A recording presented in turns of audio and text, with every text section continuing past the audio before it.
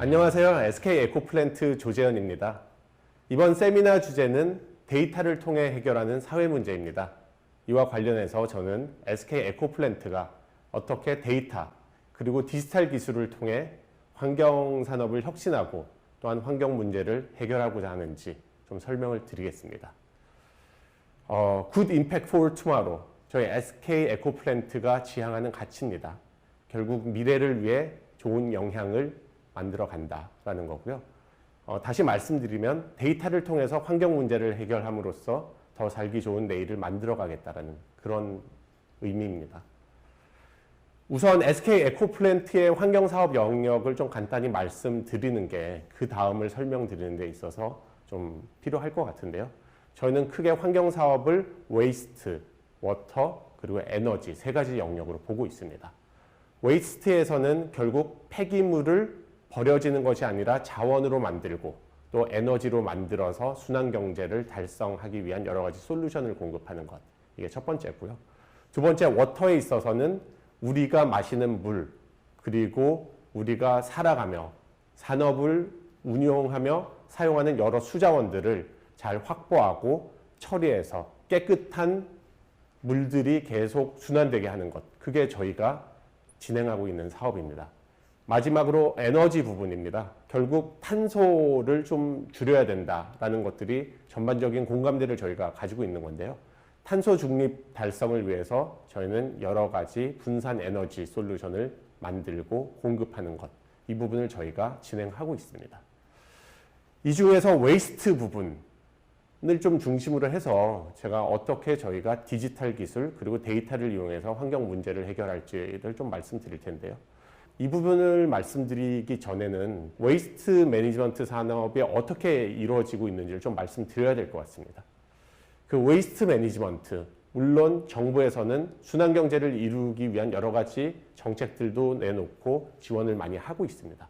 그러나 실질적으로 순환경제 달성이 되기 위해서는 실제 그 폐기물을 처리하고 그 과정에 참여하는 여러 이해관계자들 그리고 산업의 참여자들이 움직여야지 그런 순환경제를 달성할 수 있습니다. 제일 먼저 폐기물이 배출이 되고 그 다음에는 수집되고 운반돼서 처리가 됩니다. 처리된 다음에는 순환자원으로 만들어져서 다시 생산자에게 공급이 돼야 될 텐데요. 지금 우리 산업을 보면 사실 여러 가지 어려움들이 있습니다.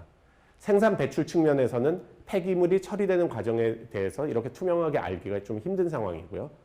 또 뭔가 순환자원을 사용해서 새로운 제품을 만들고자 하더라도 순환자원을 확보하기도 어려운 상황입니다.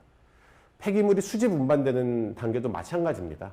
대부분 수작업에 의해서, 그 다음에 경험에 의해서 운영되고 어떤 일이 벌어지는지 이렇게 투명하게 들여다보기 힘들기 때문에 이런 폐기물들이 처리되는 과정들, 운반되는 과정들에 있어서 불투명함이 있습니다. 처리 재활용에 있어서도 많은 처리장, 재활용장들이 있지만 대부분은 작은 규모의 그리고 낙후된 규모를 가진 업체들이 많습니다. 그러다 보니 기술이 많지도 않고 또 어떻게 이 부분을 잘 처리해서 재활용할 수 있게 만들지에 대한 고민을 많이 가지고 있는 상황입니다. 그러다 보니 당연히 순환자원도 많이 만들어지지 못하고 공급이 되지 않겠죠. 그리고 이 전체는 이러한 어려움들 때문에 순환자원의 연결고리들이 연결되지 않는 그런 문제를 가지고 있습니다. 저희의 접근은 이렇습니다. 물론 여러 가지 기술과 솔루션들이 필요하겠지만 그 중에서도 디지털 기술과 데이터를 이용해서 이 문제를 해결해 보자라는 것입니다. 간단히 말씀을 드리면 폐기물이 배출돼서 수집 운반되고 처리 재활용된 후에 다시 생산자에게 자원으로 공급되는 그 전 과정에 있어서 그 산업에 참여하고 있는 이해관계자들이 가지고 있는 여러 가지 페인 포인트들을 해결해 줄 수 있는 기술과 솔루션을 만들어내고 이를 제공함으로써 실질적인 순환자원의 연결고리가 완성될 수 있게 하겠다라는 겁니다. 몇 가지 솔루션들을 제가 여기 써놨는데요. 그 중에서 오늘은 두 가지, A, 웨이블, 그 다음에 B, Zero4WTE라는 것을 중심으로 해서 좀 말씀을 드리겠습니다. 먼저 웨이블에 대해서 좀 말씀을 드리겠습니다. 디지털 기반 폐기물 전과정 관리 서비스라고 되어 있죠. 뒷장에서 좀 말씀을 드릴 텐데요. 실질적으로 웨이블이라는 것은 폐기물이 처리되는 전 과정에 있어서 데이터를 수집하고 분석하고 이를 통해서 그 밸류체인 전반에 대한 가시성을 확보합니다. 그 다음에는 이러한 데이터를 분석해서 실질적으로 재활용률을 높이고 그 다음에 그 순환 자원으로 만들어질 수 있게 하는 여러 가지 기회 영역들을 발굴하고 이를 개선할 수 있게 하는 그런 솔루션입니다. 크게 보면 그 구성 요소는 아래 보시는 것처럼 A1의 디지털 기반 오퍼레이션 서비스라는 부분, 또 A2의 AI 기반으로 저희가 만들어낸 것들, A3의 최적으로 폐기물들이 처리될 수 있게 매칭하는 그런 플랫폼 같은 것들로 구성이 되어 있는데요. 하나하나 조금 말씀을 드리겠습니다. 디지털 기반의 오퍼레이션 서비스인데요. 사실 폐기물이 지금 배출되고 수집 운반돼서 처리되는 과정은 상당히 이제 낙후된 방식으로 운영되고 있습니다. 지금쯤 폐기물이 나옵니다 라고 전화를 주면 사실 수집 운반 업체가 와서 폐기물을 가져가고, 물론 가지고 가서는 처리장으로 갖다 줍니다. 처리장은 재활용을 만들어내는 재활용장일 수도 있고, 폐기물을 소각하여 다시 에너지로 만드는 그런 소각장, 그러니까 웨이스트 투 에너지 플랜트일 수도 있습니다. 뭐 그렇게도 처리가 안 되면 매립을 할 수밖에 없겠죠. 근데 이 모든 것들이 사실은 전통적인 방식으로 이루어지고 있습니다. 여기서 저희가 주목한 것은 과연 어떻게 이 밸류 체인을 디지털라이즈하고 그 과정에서 저희가 확보한 데이터를 활용해서 전체 밸류 체인 운영의 효율성을 높이고 또 재활용률을 높일 수 있겠는가라는 겁니다. 배출만 하더라도 저희는 이제 데이터에 기반해서 어떤 업체에서 혹은 어떤 곳에서 어떤 폐기물이 얼마만큼 어떤 주기로 배출되는지를 분석합니다. 알고리즘을 이용하죠. 이렇게 분석된 결과는 수집 운반 업체로 가서 수집 운반 업체는 그렇게 확보된 데이터를 바탕으로 차량을 배차하고 최적의 동선에 따라서 이 폐기물이 운송되게 합니다. 그 과정에서 불법으로 폐기물이 투기되는 행위도 없어야 되겠죠. 당연히 저희는 이제 폐기물의 중량 데이터라든가 위치 데이터, 차량의 위치 데이터를 활용해서 불법으로 폐기물이 투기되지는 않는지, 이러한 위험 요인이 있지 않은지를 알고리즘으로 분석하고 알려주는 서비스를 또 만들었습니다. 처리되는 과정도 마찬가지입니다. 무턱대고 이제 처리하는 것보다는 지금 처리돼서 우리가 자원화를 하고 에너지화 하는 데 있어서 얼마만큼 우리가 품질을 만들어내고 그 성과를 만들어내는지를 투명하게 들여다보고 또 데이터를 쌓아서 분석함으로써 어떤 폐기물이 어떤 처리장에 가면 가장 잘 처리될 수 있구나. 그리고 또 어떤 폐기물은 A라는 곳이 아니라 B라는 곳으로 갔을 때 더 잘 처리될 수 있구나. 이런 것들을 저희가 분석을 합니다. 이런 결과를 바탕으로 폐기물이 배출되고 수집 운반되고 처리될 때까지 전 과정을 최적화하고, 그리고 그 과정을 사람들이 투명하게 바라볼 수 있고 어떤 부분을 개선하면 폐기물이 재활용될 수 있는 가능성을 더 높일 수 있을지를 알 수 있게 이렇게 하고 있습니다. 뭐 하나 예를 좀 드리겠습니다. 폐기물 쌓여 있죠. 저희가 눈으로 봅니다. 이런 폐기물들이 있구나. 전화해서 가지고 가게 해야 되겠다. 그러나 이 부분도 사실은 여러 가지 디지털 요소가 적용될 수 있습니다. 실질적으로 저희는 CCTV를 이용해서 폐기물이 쌓여 있는 이미지를 캡처하고 이 캡처된 이미지를 AI 알고리즘으로 이렇게 분석을 합니다. 그래서 이미지 세그멘테이션을 통해서 실질적으로 어떠한 폐기물들로 구성되어 있는지를 분석을 합니다. 이렇게 어떠한 폐기물들로 구성되어 있는지를 분류하는 것은 아주 중요합니다. 왜냐하면 사실 이 안에는 재활용할 수 있는 폐기물들이 많이 섞여 있을 가능성이 높기 때문이죠. 사실 이거를 눈으로만 보면 대충 보고 이거는 재활용하기 좀 힘드니까 다 소각해야 되겠다 혹은 매립해야 되겠다. 그렇게 가면은 당연히 소각을 하면 에너지로 회수가 되지만 또 매립으로 가면 더 이상 폐기물은 자원이나 에너지로 바뀔 수가 없습니다. 그래서 사전적으로 저희는 그 디지털 기술을 이용해서 이런 부분들을 분석을 하고 이 부분에 따라서 최적으로 처리할 수 있는 방법을 제안을 합니다. 앞서 말씀드렸죠. 이제 데이터를 이용한다고 말씀을 드렸는데요. 결국 이제 데이터를 이용한다라는 게 폐기물이 배출돼서 자원으로 잘 만들어낼 수 있고 에너지로 잘 회수할 수 있는 곳으로 보내는 그런 방법을 저희가 이제 제공을 하는 겁니다. 이제 크게 보면은 폐기물은 리소스, 자원으로 만들어지고 또 하나 폐기물은 에너지로 만들어지는 건데요. 앞서 말씀드린 것처럼 각각의 폐기물이 처리될 때 어느 정도의 재활용 효율을 가지고 어느 정도의 품질을 가질 수 있게 되는지를 저희가 다 분석을 한다고 말씀드렸습니다. 이러한 데이터를 기반으로 해서 배출되는 폐기물에 대한 이해, 분석된 결과를 바탕으로 어떤 폐기물이 어디로 가면 가장 잘 재활용할 수 있게 할지 이렇게 제안을 하고 연결해주는 그런 서비스를 제공하고 있습니다. 두 번째입니다. 그러면 이제 폐기물이 배출돼서 운반되고 이제 처리되는 곳까지 이제 잘 연결돼서 왔습니다. 근데 이제 이렇게 온다고 끝은 아니고 실질적으로 잘 처리돼서 최대한 재활용할 수 있어야 되겠죠. 그 재활용은 제가 아까 말씀드린 것처럼 자원으로 바뀌기도 하고 에너지로 바뀌기도 한다라고 말씀드렸습니다. 그 중에서 폐기물을 에너지로 바꾸는 과정을 어떻게 우리가 데이터 기반으로 효율화하고 있는지를 좀 말씀드리겠습니다. B의 Zero4WTE, WTE가 Waste to Energy의 약자입니다. 이 부분에 대해서 좀 설명을 드릴 텐데요. 그 Zero4WTE는 AI 기반으로 그 Waste to Energy 플랜트의 운전을 최적화하는 그런 솔루션입니다. 실질적으로 Waste WTE 플랜트가 운전되는 상황을 좀 보면 보시는 그래프와 같습니다. 실제 웨이스트를 에너지로 만들어내기 위해서는 폐기물을 소각하는 과정을 거칩니다. 근데 그 소각하는 과정에 있어서 무작정 태운다고 되는 건 아니고요.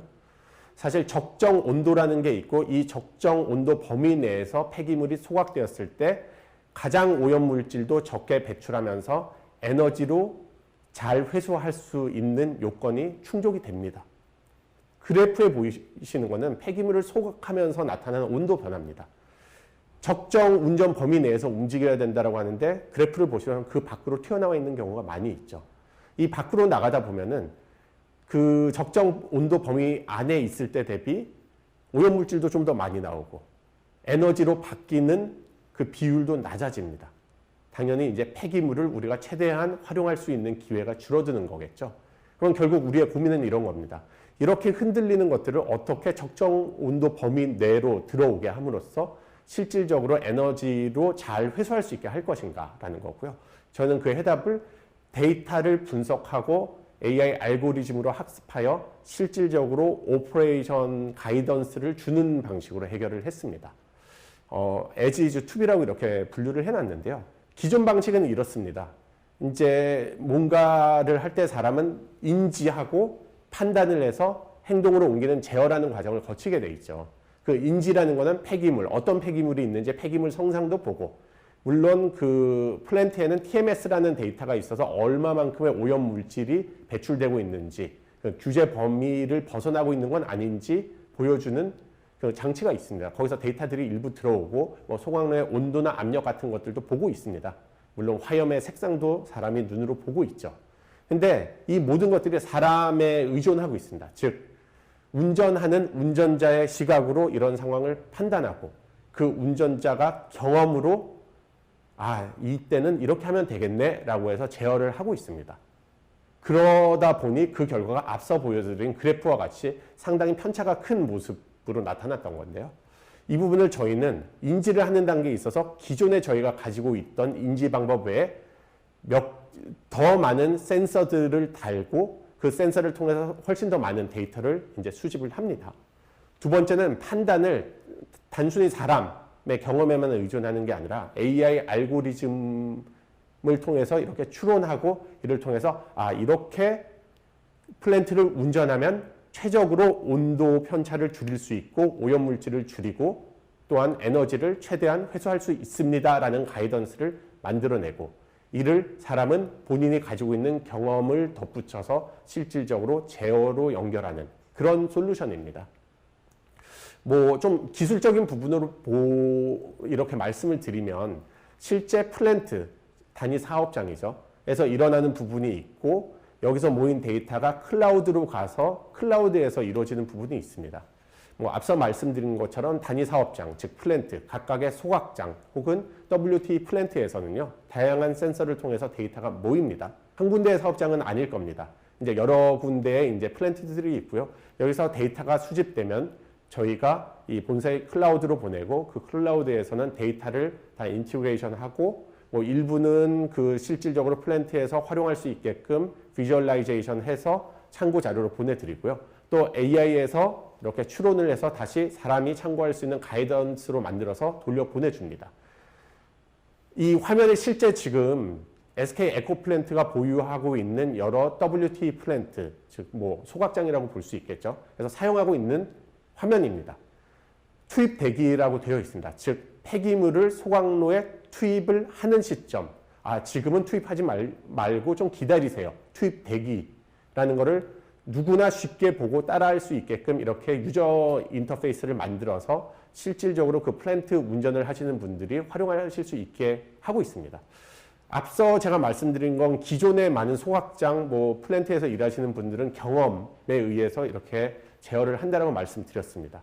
실질적으로 숙련된 운전자들은 20년, 30년의 경험을 가지고 있습니다. 그런 경험을 바탕으로 운전을 하는데요. 그 경험이 있더라도 여전히 편차는 많이 나고 있는 상황입니다. AI 가이던스가 주는 대로는 사실 따라하면 됩니다. 저는 사실 소각로 운전 한 번도 해본 적이 없는 사람입니다. 제가 지금 가서 저희 SK 에코플랜트가 가지고 있는 WT 플랜트의 운전을 이 가이던스 따라서 하기만 하더라도 사실 20년 이상의 경력을 가진 운전자만큼의 제어를 할 수 있습니다. 그 정도의 퍼포먼스를 보인다라고 좀 말씀을 드릴 수 있고요. 그 결과는 지금 앞에 보시는 그런 데이터로 좀 확인이 됐습니다. 저희가 이 솔루션을 지금 저희가 5개 저희 WT 플랜트에 적용하고 있는데요.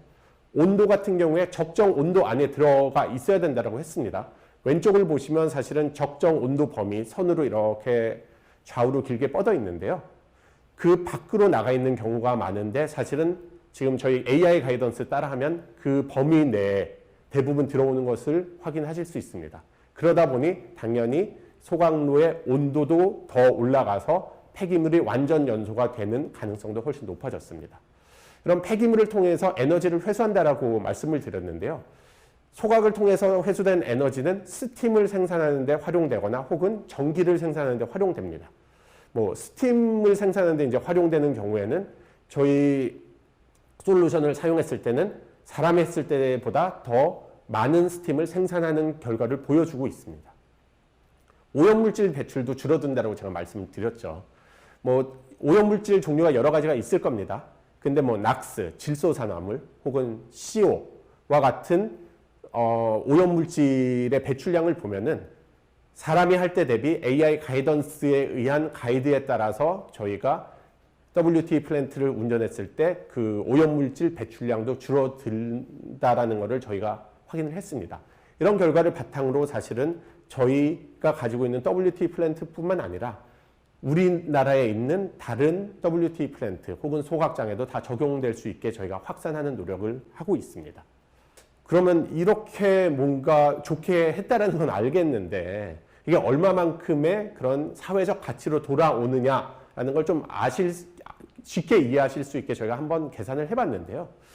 질소산화물, 즉 한 개의 소각장 기준으로 볼 때 1년으로 보면은 질소산화물 같은 경우에는 이렇게 저희가 개선한 오염물질 그 배출 저감량이 질소산화물 같은 경우에 승용차 3,000대가 내뿜는 질소산화물의 양을 줄인 효과를 내고 있습니다.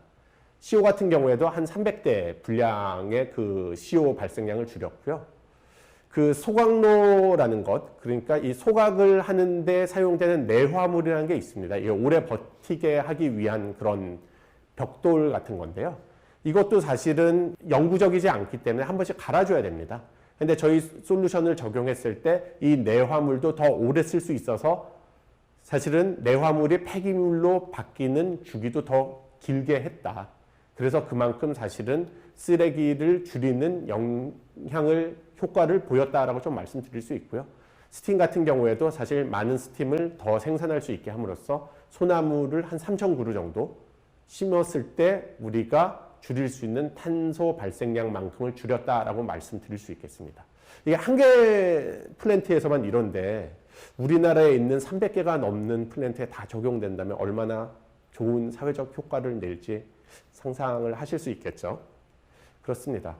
그래서 이제 두 가지 솔루션을 제가 이제 좀 설명을 드렸는데요. 결국 저희는 디지털 기술이라는 요소, 또 하나는 데이터라는 요소를 통해서 우리가 만들고자 하는 순환경제 연결고리를 만들어가는 방향으로 노력을 하고 있다라고 좀 말씀을 드릴 수 있겠습니다. 이러한 노력이 사실은 제가 말씀드렸던 웨이스트에만 국한되지는 않습니다. 웨이스트, 워터, 에너지가 SK 에코플랜트의 주요한 3대 환경사업 영역이라고 말씀드렸습니다. 웨이스트뿐만 아니라 워터에서도 저희는 디지털 기술과 데이터를 이용해서 어떻게 하수나 폐수를 버리지 않고 다시 사용할 수 있게 하는지, 그리고 또 깨끗하게 바꿀 수 있는지, 이러한 솔루션들을 만들고 적용하고 있고요.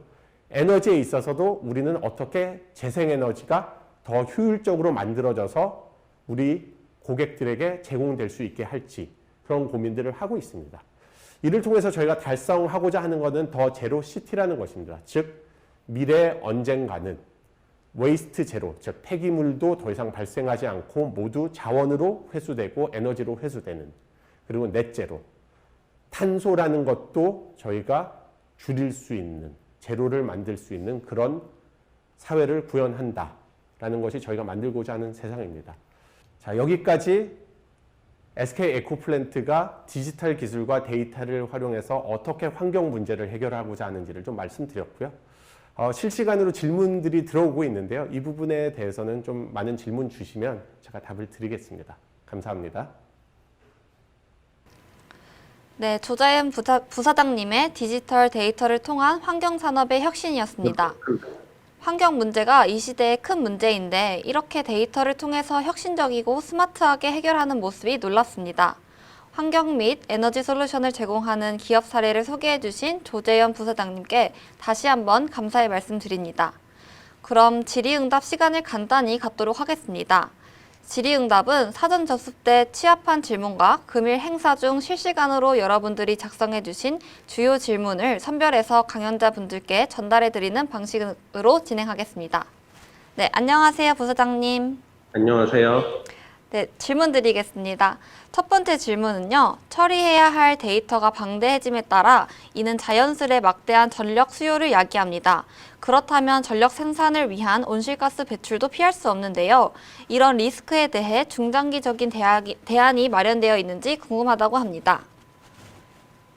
이 부분 말씀드리면 이제 데이터가 늘어난다는 건 사실 데이터를 처리하고 저장하는 데이터 센터의 이제 양도 늘어나야 된다는 거고요.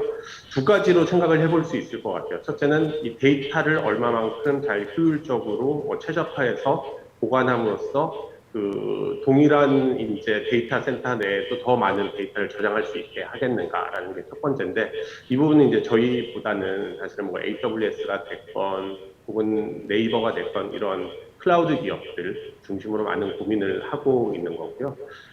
두 번째는 뭐 그런 고민과 함께 실질적으로 그 데이터 센터나 데이터를 처리하는 데 드는 전력을 어떻게 이제 온실가스 배출을 많이 하지 않는 방식으로 공급하고 사용하게 할 거냐라는 부분입니다.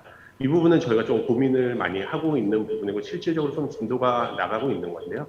실질적으로 뭐 클라우드 기업들, 데이터 센터를 운영하는 기업들도 동일한 고민을 하고 있고, 그런 레거시 에너지라고 하죠. 뭐 석탄 화력이 됐건, 복합 화력이 됐건, 탄소를 배출하는 에너지 소스에서 공급되는 에너지를 활용하는 방식이 대부분이라면, 지금 이제 궁극적으로 가야 되는 건 RE100이라고 해서 Renewable Energy 100. 그러니까 재생 가능한 재생 에너지를 100% 사용해서 데이터 센터를 운영하는 방향으로 가고 있습니다. 이 부분은 저희 이제 아까 사업에 있어서 에너지가 이제 주요한 환경 사업의 영역이라고 말씀드렸는데요. 그 안에 이제 풍력, 뭐 태양광과 같은 그런 재생 가능한 에너지를 공급하려는 노력을 하고 있고요. 좀 더 가깝게로는 저희가 이제 실질적으로 앞으로 이제 단기간 내에 지어질 데이터 센터를 저희가 만들고 있는 퓨얼셀을 통해서 에너지를 공급하는 식으로 해서 점점 탄소 배출량을 줄일 수 있는 에너지를 통해서 데이터 센터를 운영하는 방식으로 좀 대응을 하고 있습니다. 언젠가는 100% 재생 가능한 에너지, 그리고 그 온실가스를 배출하지 않는 에너지로 데이터를 우리가 처리하고 분석할 수 있는 날이 올 것이라고 생각합니다. 네, 구체적인 답변 감사드립니다. 두 번째 질문은 현재 기후변화를 해결하기 위해 산업의 모든 부문에서 탄소 중립을 위해 노력하고 있는데 기후변화 및 탄소 중립을 실현하는 데 빅데이터, 인공지능 등의 기술이 어느 정도 기여할 수 있을 것이라고 생각하는지 궁금하다고 합니다. 이제 사전 질문으로 주셨기 때문에 이런 이제 질문을 주셨는데 제가 오늘 그 말씀드렸던 내용의 어느 부분은 이제 답을 드릴 수 있을 것이라고 생각합니다. 근데 이제 디지털 기술이나 뭐 인공지능이 어떻게 이제 도움이 될지를 또 이제 다른 측면에서 말씀드리면요. 이런 측면도 볼 수 있을 것 같아요. 그 넷제로라는 걸 달성하기 위해서 사실 세계 각국은 목표를 세우고 그 과정을 이렇게 이제 차근차근 밟아서 넷제로를 달성해 나가겠다라고 이제 천명을 했죠. 기업들도 뭐 같이 참여를 하고 있고요. 근데 그 과정에서 가장 중요한 것 중에 하나가 MRD라는 겁니다. 그러니까 실질적으로 얼마만큼 탄소 감축을 했는지 매저를 하고 모니터링을 하고 그거를 리포팅하고 베리피케이션 인증까지 하는 그런 체계가 중요한데요. 사실 이게 지금 현재는 대부분 사람에 의해서 하고 있죠. 자, 저는 이만큼 줄였습니다라고 하면 그걸 믿고 아 그래 그만큼 줄였구나라고 이렇게 생각하는 경우들이 많은데요.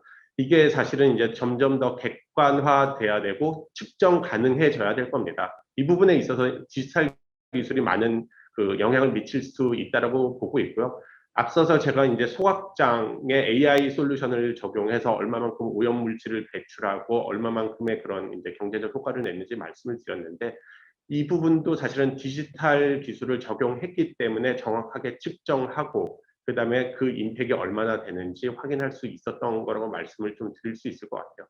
그러면 이렇게 정확하게 측정할 수 있다는 건 어떤 데 도움이 되냐면 많은 사람들이 얘기하겠죠. 저 좋은 기술 있어요. 환경에 도움이 돼요. 라고 얘기를 하지만 디지털 기술을 활용하면 정확하게 측정이 되기 때문에 임팩을 매저할 수 있기 때문에 그 기술 중에서도 어떤 기술이 더 좋고 효과적인지 그래서 어떤 기술을 활용할 때 우리가 더 빠르게 그리고 더 효과적으로 우리가 목표로 하는 그 넷제로를 달성하는 데 있어서 더 빠르게 다가갈 수 있을지 이런 것들을 알 수 있을 것이라고 생각합니다. 그래서 그런 부분에 있어서 디지털 기술 또 인공지능 우리가 판단하는 걸 도와주는 인공지능은 필수적인 요소라고 생각합니다. 네, 답변 감사합니다. 다음 질문은 폐기물 사업에 중소기업이 많은 것은 수익성이 떨어진다고 볼 수 있는데 이러한 사업에 도전할 만한 경제성이 있을까 의구심이 든다고 합니다. 어떻게 생각하시나요? 일단 첫째 좀 말씀드려야 될 게 폐기물을 처리하는 이 비즈니스 영역이 사실은 수익성이 그렇게 떨어지는 영역은 아닙니다. 수익성이 이 정도의 수익성이 난다고라고 이렇게 깜짝 놀라실 만큼 사실 수익성이 그렇게 나쁘진 않고요. 근데 그보다는 저희 이제 SK 에코플랜트가 바라보는 거는 두 가지 측면을 좀 말씀을 드릴게요. 그 저희 SK 그룹은 사실은 그 더블 바텀 라인이라고 해서 이코노믹 밸류, 그러니까 이제 경제적 가치죠. 뭐 수익성이라고 말씀드릴 수 있는 그런 부분뿐만 아니라 소셜 밸류라고 해서 사회적 가치를 동시에 창출하는 것을 목표로 하고 있고 모든 뭐 SK 에코플랜트뿐만 아니라 SK 그룹 내에 있는 모든 멤버사들이 그런 방향으로 일을 하고 있습니다. 즉 이제 저희는 두 가지 측면을 본 건데요. 첫 번째는 소셜 밸류라는 측면은 뭐냐면 결국 이제 사회에 기여를 할 수 있고 우리가 가치를 제공할 수 있어야 된다는 겁니다. 그래서 폐기물 사업도 사실은 저희는 그런 부분을 보고 있어요. 단순히 돈을 벌기 위해서 폐기물 사업을 하고 이 부분을 고도화해 나가는 게 저희 이제 사업 목적은 아니고 실질적으로 폐기물이 잘 처리되고 이렇게 자원이 순환될 수 있게 만들므로써 그 전 세계 우리나라 나아가선 전 세계가 가지고 있는 폐기물 문제를 해결하고 사회에 긍정적인 가치를 좀 줄 수 있게 하겠다라는 게 저희 첫 번째 목표입니다. 그러니까 그 부분이 이제 아주 중요하고요. 두 번째는 이코노믹 밸류라는 측면에 있어서는 수익성이 생각보다 나쁘지 않다라고 이제 말씀을 드렸는데요. 그 외에도 보면은 사실은 기존의 폐기물 사업은 사실은 상당히 이제 오래된 방식으로 낙후되어 있고 또 그 기존의 업체들 간의 카르텔이 어느 정도는 형성되어서 이렇게 이제 운영이 되어 왔습니다. 그러다 보니까 사실은 뭔가 좀 새로운 투자를 하고 오퍼레이션을 더 효율화하고 개선할 수 있는 노력이 크게 이루어지지 않았던 것도 사실이에요. 근데 이런 부분에 있어서 저희 SK 에코플랜트와 같은 그 기업이 나서서 뭐 여러 가지 기술들을 적용하고 이렇게 효율화하고 하다 보면 수익성도 더 개선이 될 거라고 보고 있고요. 또 실질적으로 뭐 꼭 폐기물은 아니지만 뭐 탄소 배출권이나 이런 것들도 과거의 탄소 배출권 대비 지금의 탄소 배출권 가격이 높아지듯 환경에 대한 우리의 관심이 더 높아지고 그다음에 어떻게 보면 반대로 또 우리의 삶을 위협하는 만큼 사실 이쪽에 있어서 많은 투자도 이루어져야 되고 그 투자가 이루어지기 위해서는 사실은 수익성도 어느 정도 확보가 되는 방향으로 갈 거다 이렇게 보고 있습니다. 네, 감사합니다. 마지막 질문 드리겠습니다. 이미지 세그멘테이션 관련하여 궁금한 점이 있습니다. 캡처한 이미지는 표면에 보이는 이미지만 구분할 것 같은데 표면 아래에 쌓인 쓰레기도 식별 가능한 걸까요? 이렇게 질문 주셨습니다.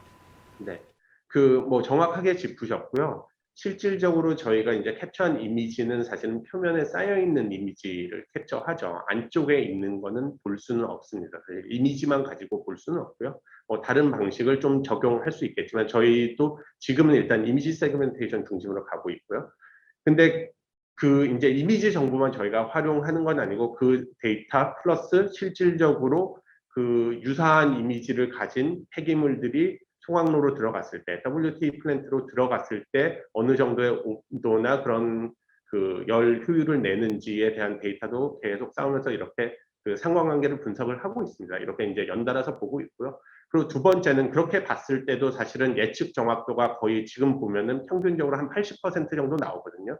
그러니까 폐기물 이미지로부터 발열량을 추정해서 저희가 이제 추정하고 실질적으로 그 가이드에 따라서 운전했을 때 예측 정확도가 이제 80% 정도 그 이상 나오는 경우도 있고 그런데 그 이유는 뭐냐면 좀 전에 말씀드렸듯이 다양한 소스에서 나오는 데이터를 가지고 이제 분석을 하는 거 외에도 실질적으로 폐기물들이 들어올 때 막 여러 군데서 들어오죠. 그렇지만 사실은 한 군데서 온 폐기물들이 이제 많은 양이죠. 저희가 많은 양이 와서 쌓이고 또 다른 데서 온 폐기물들이 쌓이고 하다 보니까 이 폐기물들이 보통 보면은 이렇게 표면에 있더라도 그 바로 밑에 있거나 이런 폐기물들은 유사한 그 성상의 폐기물들이 쌓여 있는 경우가 많아요. 그 말은 뭐냐면 사실은 유사한 그런 발열량이나 그런 프로파일을 가지고 있다는 거거든요. 그렇기 때문에 이제 좀 예측 정확도가 높게 나오는 거다. 그리고 그런 폐기물의 성상이 바뀌는 단계가 되더라도 그때는 또 이제 저희가 계속 이미지를 캡처하면서 분석을 하기 때문에